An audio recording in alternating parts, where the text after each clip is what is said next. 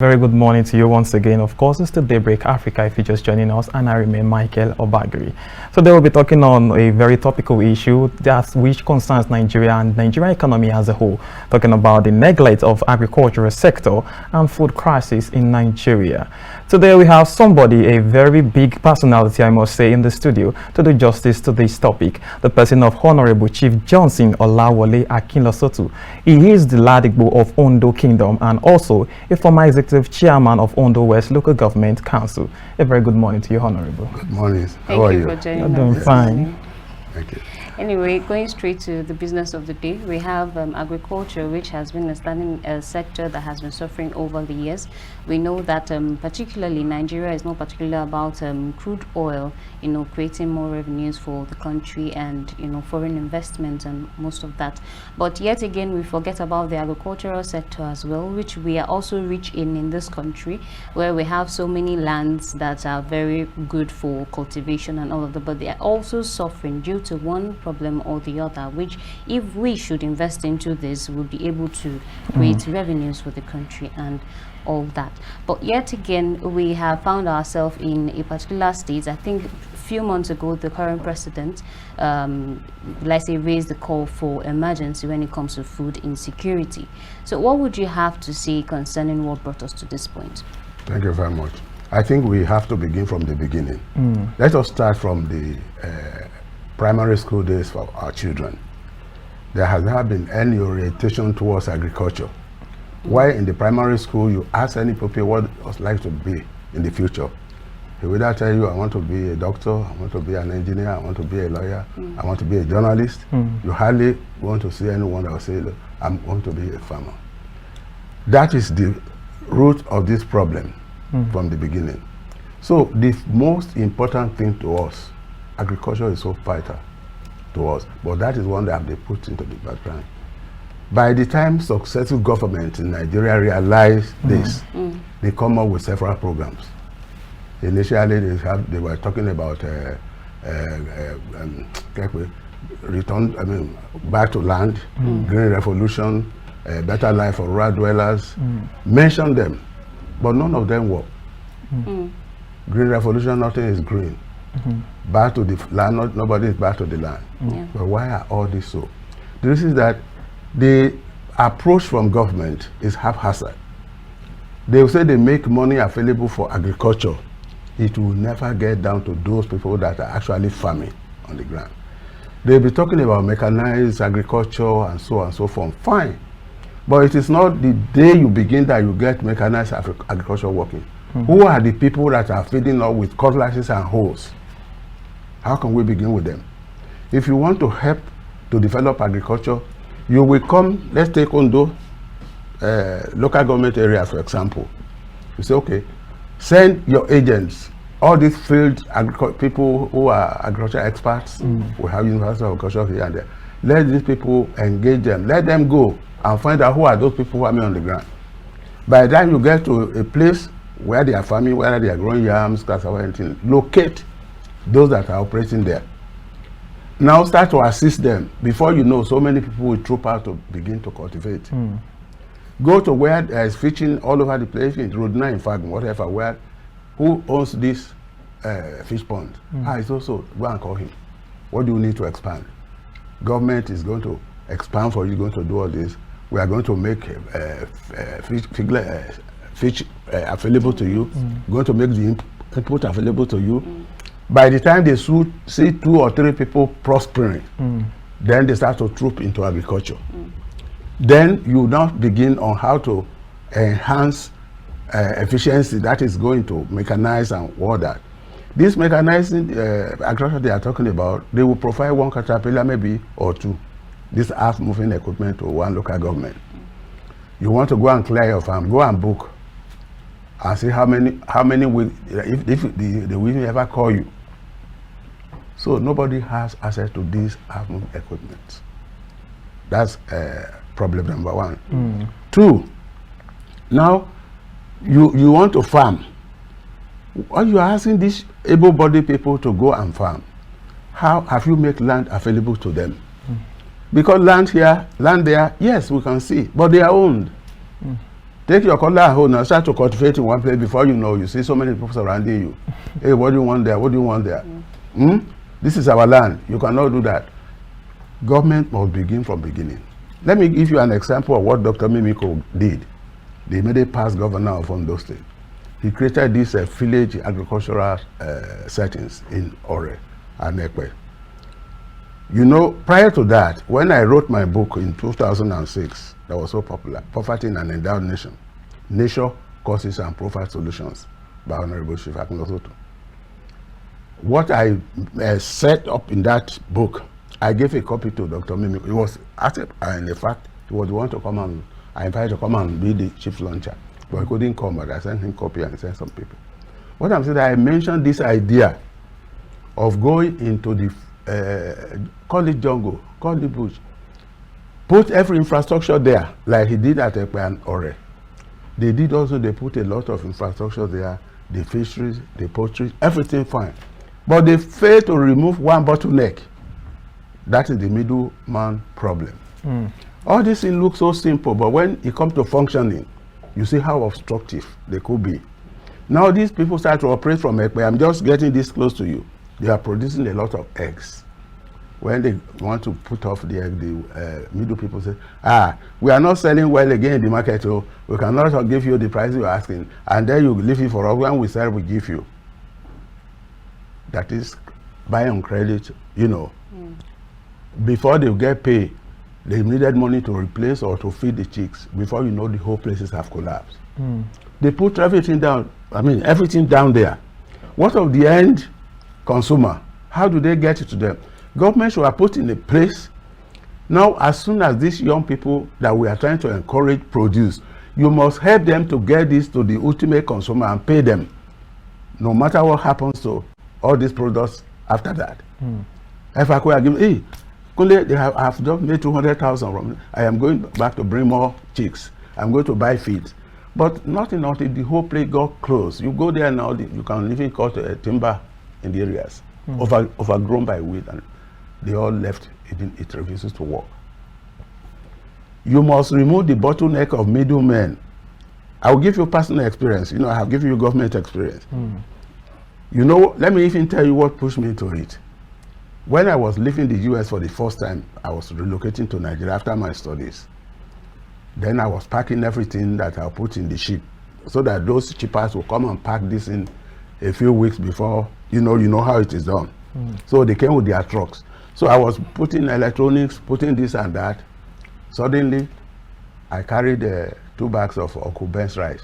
You know what my friend, an American, told me? He said, hey, Johnson, you goddamn crazy. You taking rice to that fucking jungle? You mean, I understand you don't have technology. You mean you cannot grow rice? I was, I was humiliated. That is why I try to see what happens in the agricultural sector. I went into it myself. First of all, I have maybe 10 acres of land I cultivated. How much will you cultivate? 150,000 I paid. How much will you do clearing? 50,000. How much will you plant? This and that. How much by the time I calculated everything, including the then we have one problem, especially in this part of Nigeria. Weeding is, before you know, every other month your crop has been overgrown. They have to overcome all those.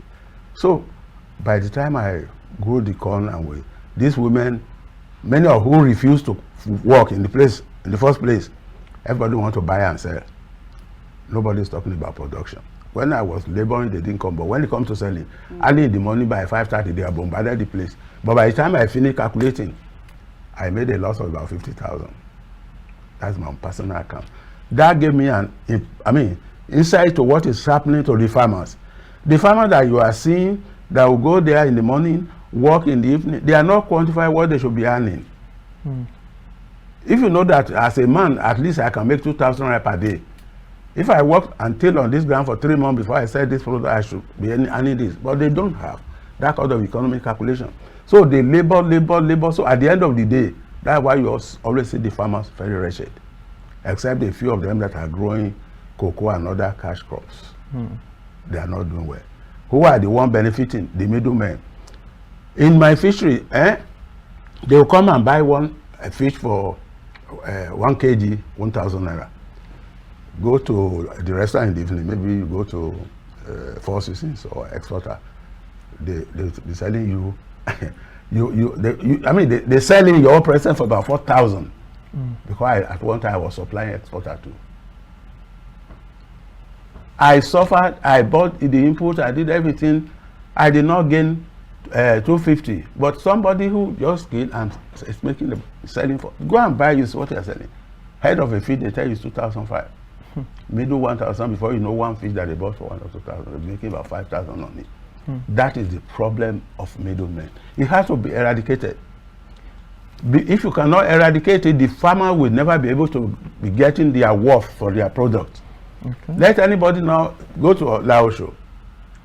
At one time when they were sending people to Laosho, His Imperial Majesty about Dr. Victor Kiladijo put me in charge of Uluga, a whole settlement. I was the one apportioning lands to farmers at giveaway prices and virtually nothing. But you know what? By the time they have plenty of plantain to sell, they cannot bring to the market. The man will say, you are not member of our association. They can't. They will now buy from them at a giveaway price. You now, journalists go and buy later, ask for one stump of plantain. You'll be amazed. All right, Honorable, you've mentioned a lot of problems really affecting our agricultural sector. Yes. Now, as of some decades back, some years back, Nigeria used to be one of the top, if not the biggest economy when it comes to palm oil exports. But now, out of 2020, they are not even on the number 1 to 15. Because now, the countries like Indonesia and other countries that are really making money, they come to our country to buy the seedlings and make palm oil, make big money. And when they come back here, they buy at giveaway prices. What is really happening in that place? Because we are supposed, from what the World Bank said, we are supposed to make nothing less than $10 billion yearly on importation of palm oil, cocoa, the likes of cotton. But these things are not happening. But back in the days, we usually make as much as that for our economy, especially as related to agriculture. What do you think is really happening in that sector right now? You just mentioned the right thing. You remember some years ago, Malaysia came to Nigeria and picked palm oil seeds. Today is about number 1, number 2 exporter of palm oil. Not that alone, they are now using palm oil to fuel jets, if you have not heard.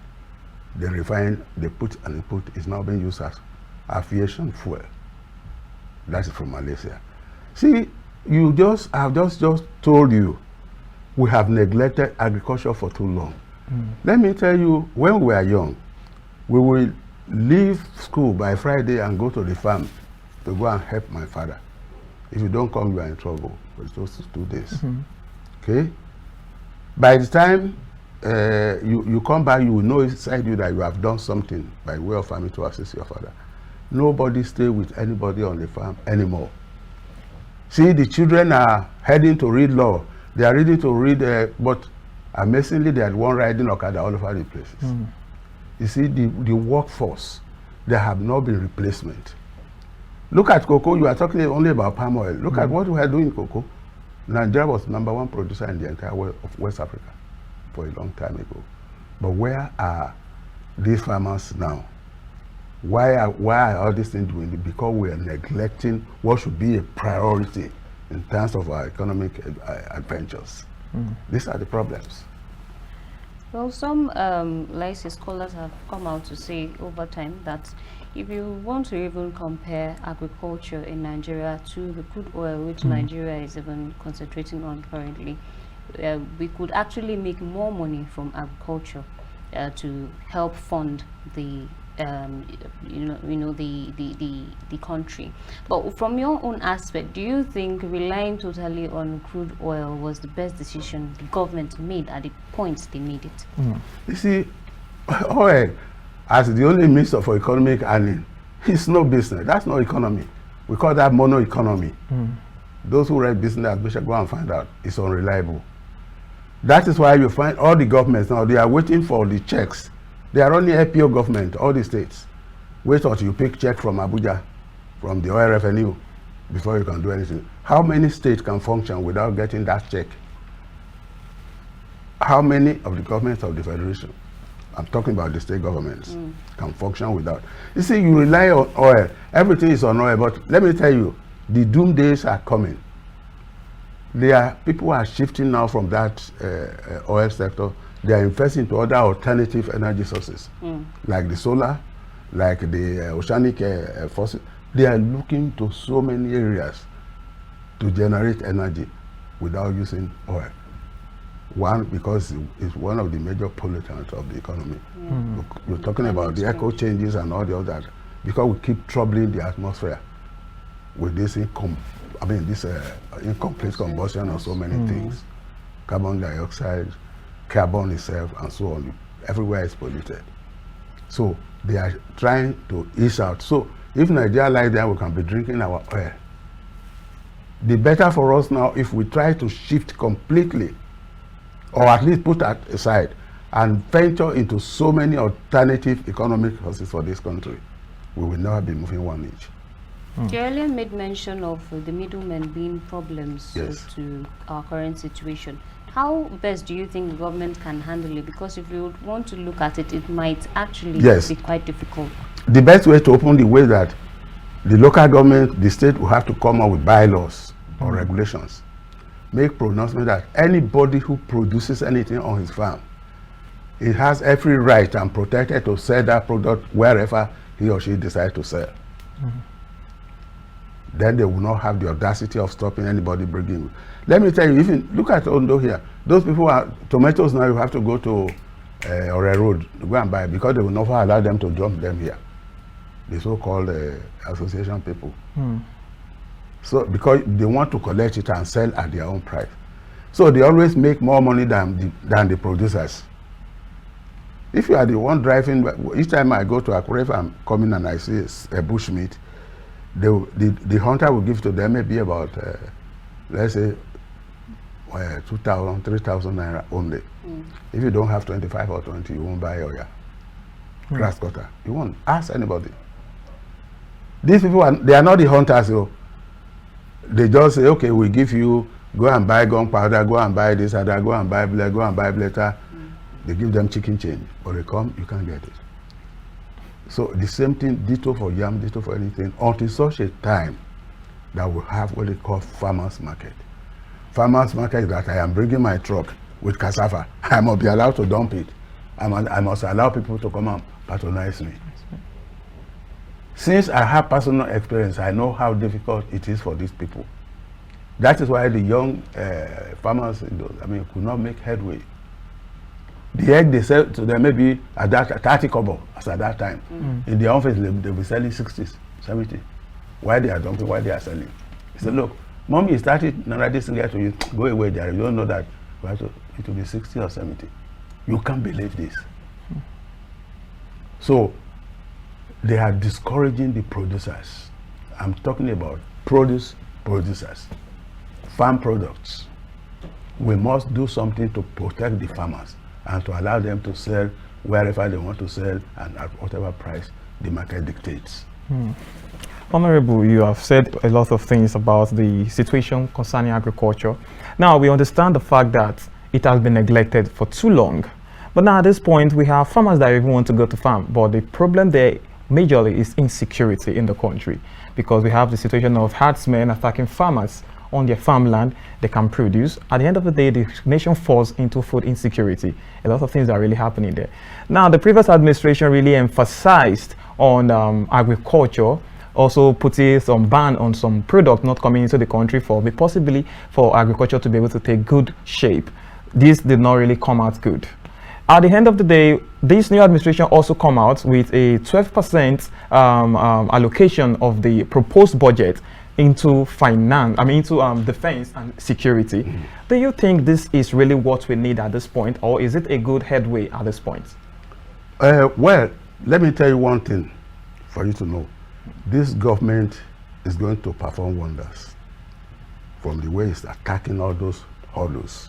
I am telling you. It's very hard for us now at the moment. But by the time these hurdles are moved, because we need to remove this impediment before we can move forward. That's what they are doing. But there can never be any security There can never be any meaningful security when there is no food security. How will you say a man is secured when there is nothing in the stomach? How secure is a man that is hungry? He will do anything. He will sabotage it, whatever security architecture you put in place. Because a hungry man is an angry man. Okay? Now, you talk about banning all those things. Buhari's administration, what he did was what they call fire brigade approach. You come here and say, importation of rice ban, importation of beans ban. No, you don't do things that way. They have been bringing this to this country for years. You will set a time lapse. Look, in 2 years' time, I'm not going to allow anybody to import rice to this country. In place of that, we are now embarking into production, massive production of rice. You put money and you put people there. There are a lot of people who are willing to work on the farms. The resources from government are not getting to them. They will say, okay, come and get a Greek loan. By the time you get there now, they give you, you need a collateral. Go and bring your sister, or go and bring your father, or go. These people have nothing to show. So by the time they see the hurdles that they have to cross, eventually those who are carrying the papers around are those people shopping the money. So those people spending the money are those people behind, giving out the money, because it never gets to where they are needed. Two, let me give you one example that worked. 2 young people approached me. They like the way I was raising piggery, and they say, okay, Daddy, we want to rent because I don't want to be doing anything as such. I gave the place to them. They don't have the money. So what they do, they heard that they are giving some money to agriculture. Well, one location that it works is what I'm trying to relate to you. They now say, okay, we are giving each of you 500,000 naira. 2 of them, why they feel? They didn't bring the 5,000 naira cash to them. They supply them pigs. They supply them feeds. This way, these boys will not go and buy a car and be riding across towns, because that's what is happening. Give any young man money, it will end up in the hand of girls. Pardon you, you pardon me before you are a girl. This money, half of the money will end up with them, or car or anything. It will not be on the soil. They won't teach anything. You see, look at the propensity and the orientation of the people. Nigeria is a class of a nation. The orientations, the high life tendencies, especially from the western part, it's awesome and so overwhelming. We must change this orientation. If we cannot change the orientation of our people, they will not be on the farm. If we don't give them what they need, if what they need doesn't get to them, we are not moving one way forward. Go and vote 1 billion for agriculture for its local government. It will not get to those who need this money to farm. But Honorable, you said something about giving them giving them what they need. Yes. Now, it is one thing for it to be provided. On every yearly basis, we see a lot of agric extension graduates graduating from the universities, coming out as let's say as animals boundary studies. They graduate from all these agricultural departments, coming out with good grades. But at the end of the day, we see most of them don't want to really go to agriculture. Now, you've mentioned why most of them don't want to go, maybe because they feel like they are not going to get the gains they are supposed to get. But willingness also, and orientation, which you also said. But at this point, do you think the youth are really ready to go into agriculture at this moment? You know what is the orientation of an ordinary youth? You know, somebody like you were a young man in that category before I was. You see, they see those people farming as wretched people who cannot make headway. That is not the dream they've been having from time. They want to be riding cars, they want to be city people. Let those people, the few people that venture into it, who are already doing it, let them thrive. It will attract the others. Kunle, talo mo ni ṣe bí fish pond kan lo ni jọ yẹn. And government ti bá ṣe bí mẹ́wàá sí. Ìwọ ló ní ká ya be don't tell others. You see, look, those people are these Yahoo boys. They never advertise for anybody. They saw their colleagues riding cars when they were looking for cars to take them to wherever. They now say, whatever it takes. Forget about the evil surrounding it. Then you see them so many. Go to any restaurant now, they dominate the buying. You cannot even buy the type of food they will buy and consume. You go and try what I'm telling you. My lady knows. Nobody invited them, nobody sent to come on. No. Anything that works, when you give them pride and honor on that job, others will follow suit. But when they look at it, you took I'm sorry, don't let me introduce Yoruba. You see, look at those of them who are now riding Okada. You know why they all so well disposed to Okada riding? They see the daily return in their hand every day. They ride Okada, they come back home about 2,000 or 3,000 naira. Forget about that, it does not have future, but it satisfies their immediate need. They eat. You see, farming and other things is not like that. There is time to sow and there is time to reap. Between the time you sow and the time you want to harvest, they must be supported to survive to that stage. So these are the issues. If you ask somebody now, okay, go and be growing cocoa will start to produce in 4 years, palm tree in 4 or 5 years time.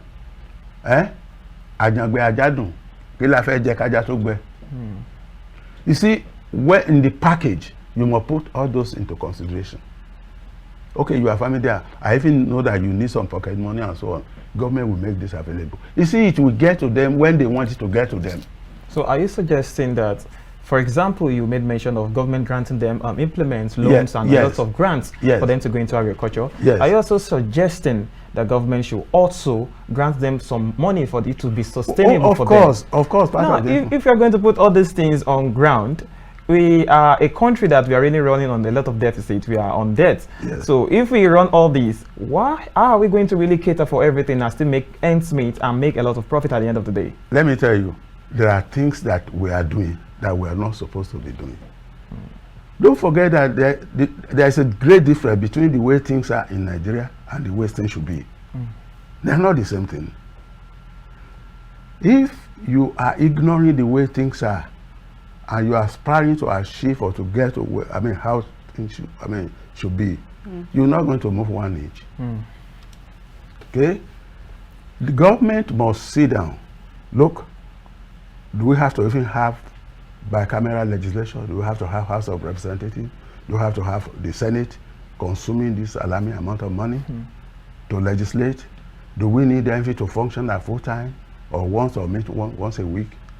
Do we have to have Minister of Agriculture in the state and Minister of Agriculture at the federal? Are we not talking about the same land? All those, you have variety of wasteful spending that are not related to progress and that cannot get the economy to peak. You see, running of government, which is very expensive now, is like any other venture that you are doing. You are running this beautiful television house. If you have about 20 or 30 people doing what 1 or 2% should be able to do, you cannot make gain and you'll not be able to sustain the business. It is also the same in governance. Okay?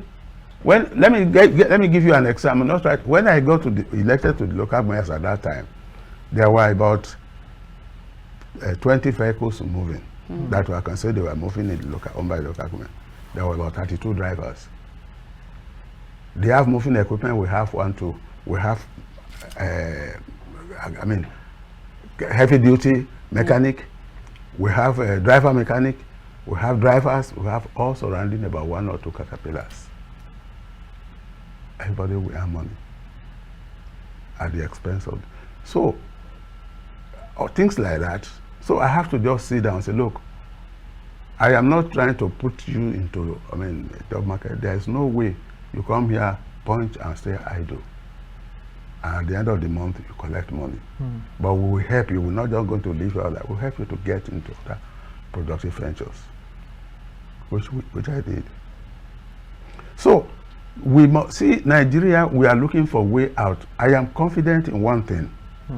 The current president, His Excellency,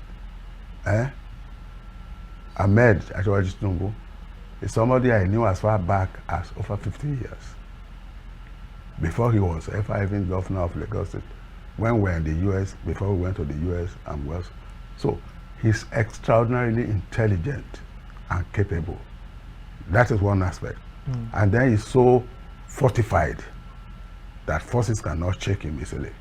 Anyways, he came out to say that by 2024 he will be making sure that Nigeria is secure when it comes to food. However, how is he going to, the time frame he has given from now till 2024, let's just assume from January to December, how possible is this between this time frame he has given? Before that time, he's trying to put a lot of things in places now to cushion the effect. You see, what is causing this acute hardship is the removal of petroleum resources. I mean, subsidy removal. The subsidy removal. But it is a right step in the right direction. You see, you say you are paying Nigeria, you are subsidizing. How many liters are we consuming per day? How many are you paying? How many liters are you paying for? They don't have statistics of that nature. So that was a fraud arrangement. It's fraught with fraud, and the man came and boldly stopped it. You see, one man saw one in come and walk to fun.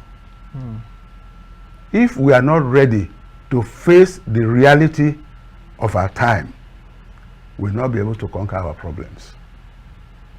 Although the removal of subsidy currently has posed many threats to different sectors, I mean, it has affected virtually everything if you look around you, down to transportation. Right. But how do you, you know, many has also faulted him for not, you know, probably bringing up measures to be able to push in this. For example, there are things that he's doing. There are things that he's doing that people don't know. The Port Harcourt refinery will soon come online, either this end of December or early January. All the moribund. I mean, are you not surprised? Are you not wondering why you have, you know, 4 refineries and none is working? They dig your soil, they took it away. You pay in hard currency to bring it back to use. Well, do you have my feelings? It is your product. It is dug in your yard. They came here, they took it away. They refined it, then you have to pay $10 to bring it back for your usage. Don't forget, in the early 80s when I came back to this country first, Nigeria was a next author of refined petroleum. All the multinationals were functioning. They were here. All the multinationals, they all left. Many of them left, they left for Korea, for Ghana, for other, to develop other areas. They all left. You can't see Pfizer, you can't see my former company, Nigerian Health, you can't see Glasso, you mention them. You can't see Dunlop, you can't see all. So they are talking about Naira falling. How would Naira not fall in an economy that is not producing? You see, the strength of any currency is the strength of your hard work. What you have to sell, what you have to offer. All right. You are not producing. You are the hard currency. You've really said a lot, and I wish we could really continue. We are really out of time. Yes. But in just 1 minute, can you just give an advice to upcoming farmers, young farmers that want to go into the agricultural sector, the government on what to do at this point that is going to cushion the effect of food insecurity in Nigeria, and also for Nigerians that are looking forward to this administration, as you've said, on agriculture, on what to do and what to believe? Well, those young people that are coming into agriculture, let them identify themselves in group, not in one person. They could form what they call cooperative or small, you know. They should. I know the element of distrust is there. Mutual distrust is a problem in our economy, but they should ignore that and try to come together. Maybe they are 10 in a group or 20 in a group. This will enable them to move forward and request for whatever they need from government. If they hear that, look, we are giving loan for this thing, let them go en masse, so that this thing will get to them. Unless such an arrangement is put in place, we continue to say the same thing over and over. The same thing we'll be saying over and over. Green Revolution failed to work. Better life for rural dwellers failed to work. You understand what I'm saying? So many, they come out with this program, but it won't work because they never did what they were supposed to do to make it work. And unless that is done, we continue to go in this vicious cycle of something not working and worsening the situation again. This is not working. It wasn't the other one, and the other one wasn't the other one. So it's such a dilemma, economic dilemma. That's what we are in. Lastly, before we go, what would you advise the government to do when it comes to investment, foreign investment in agriculture? How can we boost that to help our economy? Just the same thing that we are saying. I mean, I'm so happy that most of the loans that you hear, they don't give them in cash. They can tell you billions. They give them in equipment, this and that. Could be farm. So that's what many people don't know. Not that say, okay, this is $1 billion cash. It could be your electrical gadget, what you need for your electricity to improve. It could be your water resources to improve. They are all tied down against infrastructural development. Okay? If the president is going at the rate is going and is doing the needful, we will come back one more time alive, and Nigeria will be on a prosperous step one more time. I am telling you. But he's courageous. He's doing each time I look at it, I say, my God. This is the first time you see a graduate, an American graduate, I mean, like me, like another, but we have the feeling we do not have the access to change the system. But we keep telling them. All my political followers now, tell them if you do, they are, some obey, some won't. But that we must liberate this country. We must liberate this country. Let me tell you, when I was with the hospital management board in Akure, I was in charge of all the hospitals in the Central District. Of recent, when I went there to see what is happening, I felt like crying. You will see that people come as early as 5 a.m. They will not get to see a doctor until they leave around 2 or 3. Why? Because they say they are attending to only 10 per day, no matter how many people came. Sometimes they offer 200. Because the doctors are no longer there. They all left for greener pastures. Where about 10 doctors ought to be working, you can hardly find one. The same thing did for nurses and the pharmacists. They all left. I understand they are living now, even in the, what they call it, these academic people, the university, they are living lecturers. there. So lecturers, we are facing a difficult time if we don't quickly do what the president is doing now. He's doing everything possible to make Nigeria a place that we want to stay. That is what he said. And it's not easy.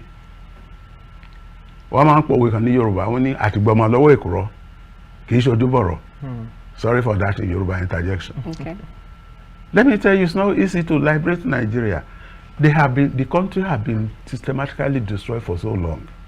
It's not about one government. It's not about two. You remember when PDP was there, I was incidentally also in the PDP. You remember when they say Animal Duque started in one place and gave billions to people? And you are here, I only collected 5 billion. I only collect, you are journalist, you heard about this. All those things we tell in the future. It's like we are running a small store, grocery store. Out of your working capital, you start to blow maybe half or 50% on needless things that will not enhance your development. So all those money that I collected, you remember the China took plane to come and deliver money to Fayashe for Ekiti State. You heard about it? That was the economy they were killing. This is the time the effect is showing. So it's like they hand over a dead country to President Tinubu, and he wants to revive it. And he's doing what is utmost to revive it. So all of us must have this proper frame of mind and then attack what we need to be attacked first. I'm talking about priority. Okay. We must prioritize our actions. Agriculture is number one. We must be able to feed ourselves. It is a shame to be importing wheat, to be importing in a country where when you throw seed, even cassava or whatever, I mean corn, it will germinate by itself. You see they are germinating down there. Let me tell you, Israel is on the desert line. If you ever visited there, they are pure desert. But let me tell you, if you know how much food input they are selling to the world, you'll be amazed. Thailand is hardly a little bigger than Ondo state. They are feeding the entire world with rice, Thailand rice. The riverine area of Ondo state alone can feed this nation and we have access to export. Bring whoever you want to bring the Chinese people. Let them cultivate all this referent area for rice. You talk about palm oil. Look at the dualization of the road from Lagos to Ore. On the left and on the right, that will grow palm trees that can supply the entire West Africa. Plant it there. Palm trees, 10 to this side, 10 to that in that row, from Lagos to Ore, and put the farmer, give them partitions. You'll be amazed how much palm oil they will get from there. See, this is the time to say, look, we cannot go on this way. We must change. And the change must begin with our ability to feed ourselves. What happens when there is no war and you cannot feed your population? What happens if Ghana is all these are threatening us? Or there on Niger? I mean, I'm talking about peacetime. You cannot feed. What happens if we're at war? Hopefully we'll not get there. My brother, look, see, I feel so worried about this. And I know you too, after this exercise, you start to think. You see, you are the fourth eye of any nation, the journalists. Let the executive do whatever they want to do, let the judiciary do what they want to do, let the legislature do. You come up and look, you are not doing it right. That is your role. And if they are doing it right, clap for them, let the whole world know. Of course, they'll be applauded. Absolutely. So, but Tinubu is doing it right, and I want all of you, don't think about these difficulties we are going through at the moment. He's a man so fortified, solid, and knows what he's doing. Thank you so much for joining us this morning. It's a pleasure to hope to have you again next God time. bless you. Well, thank you to our viewers, and this is where we'll be calling it off for Daybreak Africa from our studio here in Ondo City, and we'll be handing over to our Lagos station. Please stay tuned while I sign out till I come away again. I am Angela Daku. I'm also, it's time for us to really put our hands on deck and believe that everything is going to go fine, not just in agricultural sector, in every sector that is going to boost our economy. Remain positive and productive as a Nigerian, and remain Michael Obagiri.